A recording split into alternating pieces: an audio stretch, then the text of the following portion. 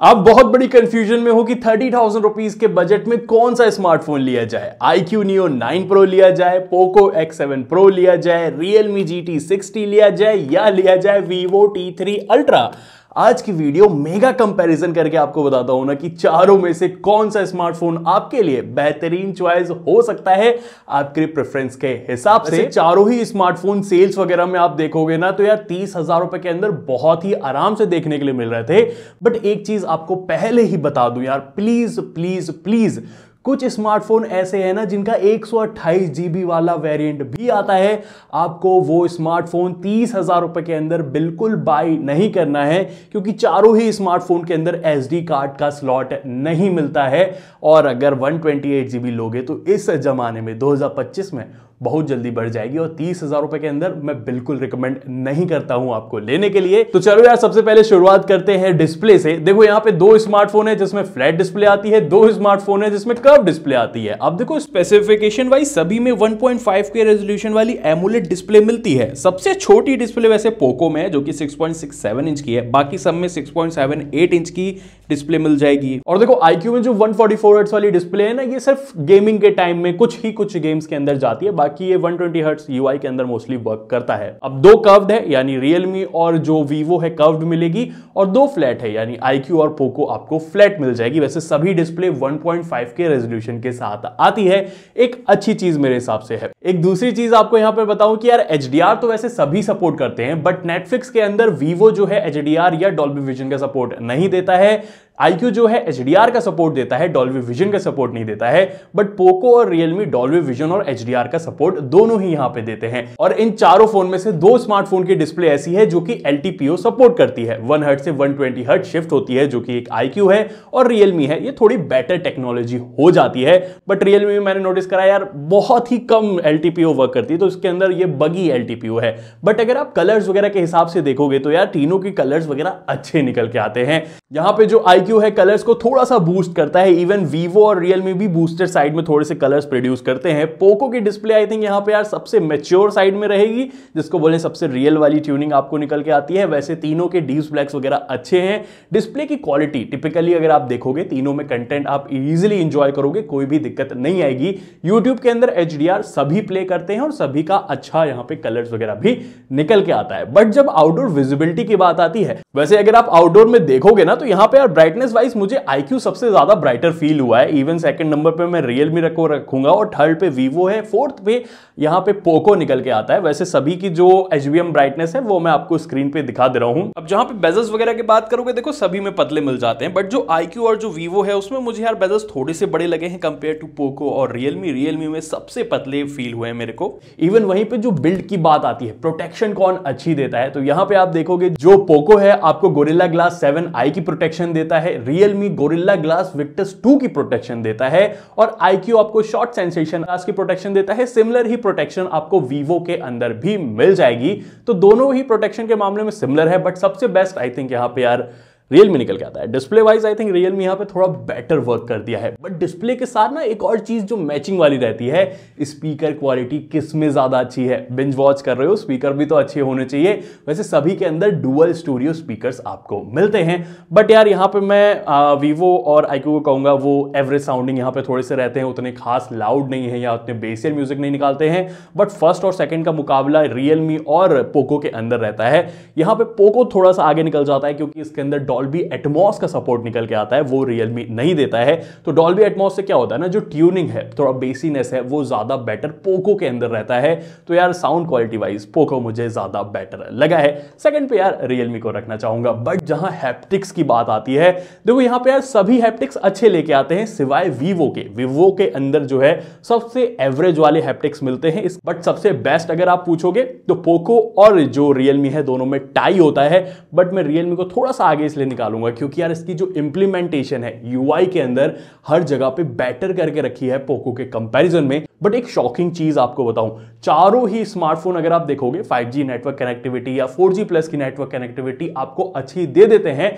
But जो NFC है Vivo और iQOO दोनों ही मिस कर देते हैं। तो दोनों के अंदर आपको NFC का सपोर्ट नहीं मिलेगा, जहां पे Poco और आपको जो Realme है NFC के सपोर्ट के साथ आते हैं। तो ये थोड़ा सा बेटर चीज हो जाती है। वैसे सभी में आपको USB 2.0 ही देखने देखने के लिए मिलती है। और ऑफ कोर्स सभी में आपको SD कार्ड स्लॉट भी नहीं मिलेगा, बट यार आपका प्यार मुझे चाहिए तो यार नीचे जाके लाइक वाला बटन और सब्सक्राइब वाला बटन भी जरूर से दबा दीजिएगा।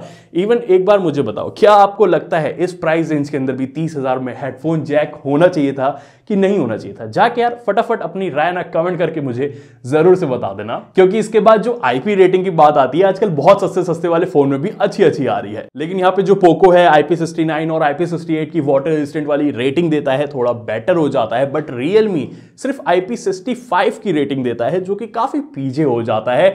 बट जो iQOO है यहाँ पे Neo 9 Pro, ये सिर्फ IP54 की रेटिंग देता है, ये तो बहुत ही ज्यादा पीछे हो जाता है। बट तारीफ करनी पड़ेगी वीवो की कि T3 अल्ट्रा के अंदर एक्चुअली में इन्होंने IP68 की वाटर रेजिस्टेंट रेटिंग दी है, तो इसको भी आप पानी के अंदर पूरी तरीके से डुबा सकते हो, बट हाँ हाई प्रेशर से इसको नहीं मार सकते। बट वहीं पे जहां बिल्ड और डिजाइन की भी बात आती है, देखो बैक से दिखने में यार देखो आपकी पर्सनल चॉइस है, आपको कौन सा पसंद आ रहा है कमेंट करके मुझे बता देना। दिल में नहीं रखनी चाहिए कुछ बातें, कमेंट करके भी बतानी चाहिए। बाकी अगर आप मुझसे पूछोगे तो देखो सभी में एक अलग अलग यूनिक चीज निकल के आती है। जैसे दो स्मार्टफोन है iQOO और पोको, दोनों ही देखो फ्लैट एजेस के साथ निकल के आते हैं। बैक में यहाँ पे थोड़ा सा चेंज है, जैसे पोको में आपको बैक में प्लास्टिक मिलता है, थोड़ी सी मैटी फिनिश के साथ है, इसका एक लेदर वेरिएंट भी आता है। बट हाँ इसका जो वेट है, अपनी बैटरी के हिसाब से इन्होंने वेट बैलेंस बहुत ज्यादा सही करके रखा है। चारों में सबसे ज्यादा हैवियर साइड में और फ्लैट एजेस है। बट अच्छी चीज ये है ना, फ्लैट एजेस को हल्का सा कर्व करा है तो आपके हाथों में चुभता नहीं है। वहीं पे यार जो iQOO है, अगर मैं उसकी भी बात करूं, देखो बैक से मेरे पास है ये लेदर वाला वेरिएंट है।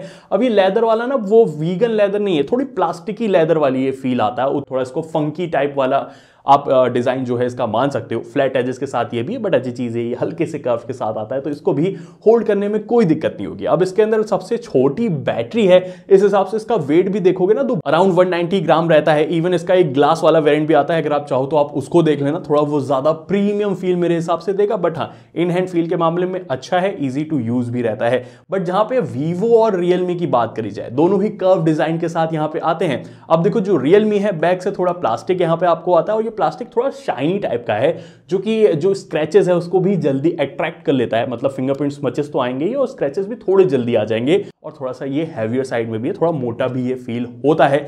जहां पे जो वीवो है, बैक से देखो ग्लास आता है मैट फिनिश में, कभी कोई एंगल से ना इसके फिंगरप्रिंट स्मचेस दिखते हैं, बट ये सबसे स्लिमेस्ट फोन है अपनी 5500 mAh बैटरी के साथ, और इस कैटेगरी में सबसे लाइटेस्ट भी है। आई थिंक इसका वेट अराउंड 191 ग्राम रहता है, और सबसे ज्यादा इजी टू यूज वाला फोन है, हैंडी वाला फोन है। मतलब इतने बड़े बड़े साइज होने के बाद भी ना, सबसे अगर इजी टू यूज, अगर आपको हल्का फोन पतला फोन चाहिए, आई थिंक वीवो यहाँ पे सबसे टॉप पे जो है निकल के आता है। उसके बाद हल्की वाली कैटेगरी में ऑफ कोर्स iQOO रहता है, क्योंकि बैटरी भी छोटी है, बट उस हिसाब से भी वेट डिस्ट्रीब्यूशन इन्होंने अच्छा करके रखा है। एंड उसके बाद आता है पोको, क्योंकि बैटरी इसमें बहुत बड़ी है, उस हिसाब से ज्यादा अच्छा लगा है। बट हाँ रियलमी यार उतना कूल लुकिंग बैक से या अच्छा प्रीमियम फील उतना मेरे को पर्सनली नहीं दिया है। बट ये सब चीज तो यार बिल्ड और डिजाइन वाली आ गई, जो तगड़ी चीज आती है, मतलब एकदम तगड़ी चीज आती है।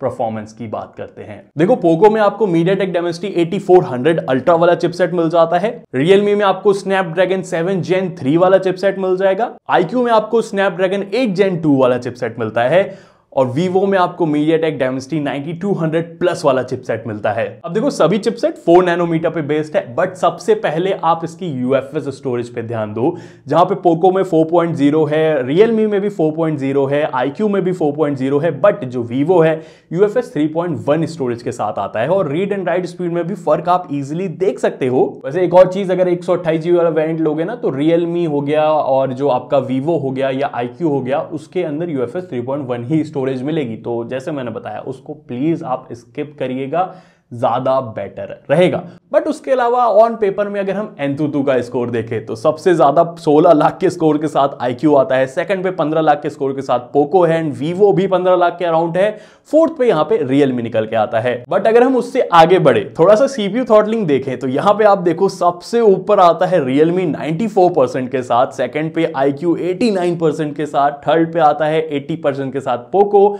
एंड लास्ट आता है 78% के साथ वीवो।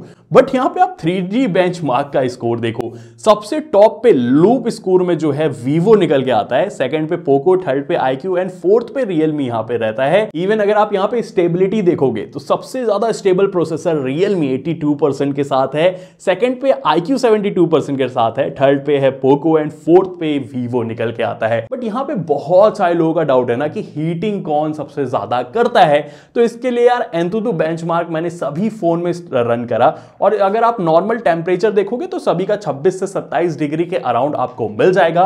और टेस्ट रन करने के बाद जो टेंपरेचर रहा है, देखो सबसे फास्टेस्ट तो आईक्यू ने यहां पे टेस्ट को कंप्लीट करा और उस टाइम पे उसका टेंपरेचर अराउंड 37 था। सेकंड नंबर पे यहां पे रियलमी था जिसका टेंपरेचर अराउंड 41 निकल के आया। थर्ड पे यहां पे वीवो था जिसका टेंपरेचर अराउंड 47 डिग्री तक पहुंच गया और फोर्थ पे यहां पे पोको था जिसका टेंपरेचर अराउंड 40 डिग्री रहता है। वीवो बहुत ज्यादा हीट हो रहा है इस टाइम पे यार, 47 डिग्री के अराउंड पहुंच गया। ये चीज मुझे एक्सपेक्टेड बिल्कुल भी नहीं थी, इसीलिए हो सकता है साइड स्टेबिलिटी भी उतनी तगड़ी नहीं है क्योंकि इसने ब्राइटनेस भी अपनी ड्रॉप कर दी थी जब मैं टेस्ट कर रहा था। इवन यहीं पे अगर मैं थोड़ी सी हैवी चीज आपको और दिखाता हूं, मान लो काइनमास्टर की एडिटिंग जैसे मैंने करी, सभी में सेम फाइल ली और सभी में एक साथ मैंने वीडियो को रेंडर करा और यहां पे देखो सबसे फास्टेस्ट आईक्यू कंप्लीट करता है, सेकंड पे पोको आता है, थर्ड पे रियलमी एंड फोर्थ पे यहां पे वीवो निकल के आता है। अब वहीं पे जहां गेमिंग की बात आती है, अब देखो सभी में मैंने BGMI को टेस्ट करा है क्योंकि मोस्ट पॉपुलर गेम है, ज्यादातर लोग खेलते हैं, मैं भी पर्सनली खेलता हूं और यहां पे बड़ा ही शॉकिंग रिजल्ट निकल के आया। मतलब आईक्यू है लौता स्मार्टफोन जो कि इस बजट के अंदर फिलहाल 120 FPS दे रहा है, जहां पे सेकंड नंबर पे आता है रियलमी जो कि दे रहा है 90 FPS और थर्ड और फोर्थ में टाई होता है क्योंकि दोनों ही दे रहे हैं 60 FPS। कैस करो कौन सा स्मार्टफोन, पोको और वीवो दोनों तगड़े स्कोर निकाल रहे थे बट अभी इनकी सेटिंग अनलॉक नहीं हुई है। देखो वीवो में अब मुझे थोड़ी सी उम्मीद कम है कि सेटिंग इसके अंदर और हायर अनलॉक होगी क्योंकि जब से ये लॉन्च हुआ है आई थिंक तब से काफी अपडेट्स आ चुकी हैं और इसके अंदर अभी तक सेटिंग अनलॉक नहीं हुई। बट जहां पे पोको है मुझे पूरी उम्मीद है कि पोको जो है ना आराम से 120 FPS या 90 FPS तो इजीली अनलॉक करके दे देगा और अच्छी इसके अंदर स्टेबिलिटी भी मिल जाएगी। बट जो रियलमी है उसने भी शॉक करा है, 90 FPS अभी अनलॉक है और गेमिंग भी कैजुअली आप इसके अंदर बहुत आराम से कर सकते हो, कोई मेजर दिक्कत नहीं है। बट हाँ, इसके अंदर मेजर गेमिंग आप नहीं कर सकते कि अगर आप कॉम्पिटिशनल लेवल गेमिंग करना चाहते हो, वो इसके अंदर उतनी खास नहीं होती है। बट एज ऑलवेज यार आईक्यू 120 FPS के साथ तगड़ी गेमिंग देता है। फिलहाल चारों के बीच में अगर गेमिंग देखना है, आईक्यू फिलहाल सबसे बेटर गेमिंग दे रहा है और हीट भी नहीं होता भाई साहब।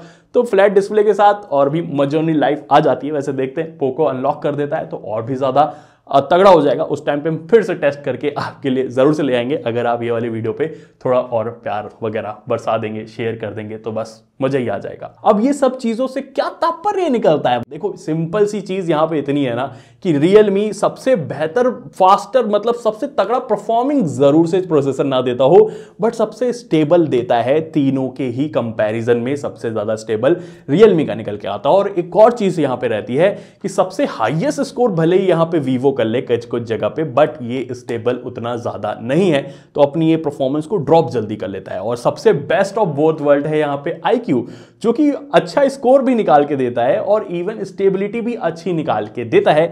आई थिंक पोको को थोड़ा और स्टेबिलिटी में बेटर वर्क करने की थोड़ी सी जरूरत है, बट ये तो हैवी चीजें हैं। बट अगर आप normal day to day uses की बात करो, देखो जैसे चारों को मैंने नॉर्मली यूज करा है, एनिमेशन वगैरह चारों में ही ठीक निकल के आते हैं। अब चार हाथ तो मेरे हैं नहीं, इसलिए यार मैंने दो का अलग अलग कंपेयर करके देखा। जैसे मैंने यहाँ पे आईक्यू और पोको का कंपेयर करके देखा, दोनों में ऐप ओपनिंग फास्ट हो जाती है, किसी में पोको थोड़ा सा आगे चला जाता है, किसी में आईक्यू चला जाता है। बट हाँ, दोनों के एनिमेशन स्मूथ मिलते हैं, डे टू डे यूज में कोई दिक्कत आपको नहीं आने वाली है। इवन मैंने इसी तरीके से रियलमी और पोको को भी साइड बाय साइड यहाँ पे एप्स वगैरह ओपन करके देखे, नॉर्मल यूज करके देखा, उसमें भी कोई दिक्कत नहीं है। दोनों के स्मूथ चलते हैं, ऐप ओपनिंग क्लोजिंग बड़ी ही फास्ट तरीके से हो जाती है। बट हाँ, कुछ इंस्टेंस पे मुझे थोड़ा सा नोटिस हुआ है कि यार वीवो ना UFS 3.1 स्टोरेज के साथ आता है तो हल्का सा इसका एनिमेशन में कहीं कहीं शटल लैग आपको थोड़ा बहुत मिल सकता है। तो ये चीज मैंने वीवो में नोटिस करी। बाकी यार सबके देखो डे टू डे यूज में किसी में भी कोई दिक्कत आपको नहीं आएगी, आराम से आप यूज कर लोगे, मल्टीटास्किंग कर लोगे, कोई दिक्कत नहीं देता है। अब देखो परफॉर्मेंस के बाद एक और चीज निकल के आती है कि यार सॉफ्टवेयर किसमें बेहतरीन है। यहां पे बड़ा झोलमाल हो चुका है। देखो यहाँ पे जो सभी स्मार्टफोन है फिलहाल एंड्रॉइड 15 के ऊपर वर्क कर रहे हैं, बट जो अपडेट पॉलिसी है उसमें थोड़ा सा डिफरेंस है। जैसे पोको अभी रिसेंटली लॉन्च हुआ एंड्रॉइड 15 के साथ 3+4 ईयर्स का यहाँ पे प्रॉमिस है और 3+4 को पूरी मिलेगी। iQOO जो था एंड्रॉइड 14 के साथ लॉन्च हुआ था, इसमें भी 3+4 ईयर्स का प्रॉमिस था, एक आ गई है, तो इसके अंदर 2 ही मेजर एंड्रॉइड अपडेट बची है। सिमिलर चीज रियलमी के भी साथ है, रियलमी भी 3+4 ईयर्स का प्रॉमिस दिया था, एक अपडेट आ गई, अब इसके अंदर 2 बची है। बट जो वीवो है यार, इसके अंदर 2+3 ईयर्स का ही प्रॉमिस मिलता है, एक मेजर आ गई, बस एक ही मेजर अपडेट रिमेनिंग है। तो इस टाइम पे सबसे कम सॉफ्टवेयर सपोर्ट आपको वीवो देगा। और यहीं पे वीवो के एक सरप्राइजिंग चीज बताऊंगा। वैसे देखो सभी स्मार्टफोन के अंदर आपको थोड़े बहुत ब्लोटवेयर मिल जाते हैं, जिनको आप इंस्टॉल कर लेना थोड़ा और बेटर हो जाएगा। पोको वगैरह में आपको थोड़े ज्यादा मिलते हैं, बट सरप्राइजिंग चीज रियलमी में सबसे कम मिलते हैं। बट जो वीवो है हॉट एप्स और हॉट गेम्स भी देता है यार, ये चीज मुझे अच्छी नहीं लगी। सॉफ्टवेयर पॉलिसी भी कम है और जो ब्लोटवेयर है हॉट एप्स हॉट गेम्स भी हैं वो भी ज्यादा इस बार इसके अंदर दिए हैं। बट हाँ, आप चाहो तो इजीली बंद कर सकते हो। वैसे सभी डिवाइस आपको नोटिफिकेशन फालतू वाले देते हैं, तो सभी के ऐप स्टोर वगैरह के आपको बंद भी करने पड़ेंगे। अब देखो बेसिक चीजों में, लुक्स वगैरह में कौन सा ज्यादा आपको अच्छा लगता है वो आपके ऊपर है। आपको तीनों में ही अच्छा रिफाइनमेंट वगैरह मिल जाएगा, एनिमेशन वगैरह ठीक यहाँ पे मिल जाएंगे। कस्टमाइजेशन वाइज भी तीनों में लॉक स्क्रीन की कुछ कुछ कस्टमाइजेशन मिलती है, जहां पे पर्सनली आई फील लाइक यार जो रियलमी की कस्टमाइजेशन है लॉक स्क्रीन की सबसे बेस्ट निकल के आती है। पोको की भी ठीक यहाँ पे रहेगी, बट जहां पे एआई फीचर्स की बात आती है थोड़ा सा झोलमाल है। देखो चारों में ही बेसिक वो एडिटर वगैरह वाली जो कस्टमाइजेशन है ना, कि बैकग्राउंड से सब्जेक्ट वगैरह को इरेज करना है, चारों में ही आपको मिल जाएगी, उधर कोई दिक्कत नहीं है। बट जो सर्कल टू सर्च वाला एआई फीचर है पर्सनल फेवरेट यार, वो सिर्फ आपको iQOO और वीवो देते हैं, पोको और रियलमी आपको नहीं देंगे। बट उसके अलावा अगर आप देखोगे तो जो एआई फीचर्स हैं iQOO और वीवो से ज्यादा आपको पोको और रियलमी के अंदर मिलते हैं, और सबसे ज्यादा तो पोको के अंदर मिल जाते हैं। पोको भाई एआई फीचर्स भर के लाता है, गैलरी के अंदर भी वो एक्सपेंशन वगैरह वाला फीचर आपको मिल जाएगा। उसके अलावा भी नोट्स वगैरह के अंदर यहाँ पे एआई फीचर्स वगैरह भर भर के जो पोको है फिलहाल यहाँ पे ला के देता है। तो एआई फीचर्स के मामले में पोको टॉप हो जाता है। अब टॉप पे कैमरा के मामले में कौन है, उससे पहले बात कर लेते हैं कि बैटरी के मामले में कौन टॉप पे निकल के आता है। अब देखो चारों फोन को एकदम इन डेप्थ यूज मैंने अपन ऑलरेडी कर चुके हैं, और चारों की चीजें बड़े ही डिफरेंट तरीके से निकल के आती है। अब देखो बैटरी के अगर एमएएच बताऊं तो यार पोको में आपको 6550 एमएएच मिल जाता है, रियलमी में आपको 5500 एमएएच है, जहां iQOO में 5160 एमएएच है, और जो वीवो है उसके अंदर भी 5500 एमएएच मिलता है। सबसे छोटी बैटरी iQOO में है, और सबसे कम बैटरी बैकअप भी आपको iQOO के अंदर ही यहां पे मिलेगा। अराउंड मैंने देखा है 6 घंटे का बैटरी बैकअप आता है। इस टाइम पे बैटरी बैकअप बहुत ज्यादा पुअर हो चुका है इसका। और सेकंड नंबर पे बैटरी बैकअप के मामले में आता है Vivo T3 Ultra। इसका भी बैटरी बैकअप बहुत खास नहीं है, जल्दी ड्रेन ये कर देता है, अराउंड 7 घंटे उससे कम ही आपको इसका जो है बैटरी बैकअप मिलेगा। बट जो थर्ड पे आता है वो है फिलहाल पोको।